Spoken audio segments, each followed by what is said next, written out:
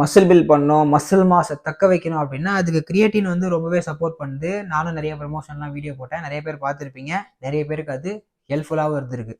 Okay, வெறும் இதை மட்டும் எடுத்தா போதுமா, மசில் பில்ட் பண்ணிடலாமா அப்படின்னா கண்டிப்பாக ஆகவே ஆகாது, நடக்கவே நடக்காது. ஸோ என்ன பண்ணோம் அப்படின்னா கூட வெயிட் ட்ரைனிங் பண்ணணும்.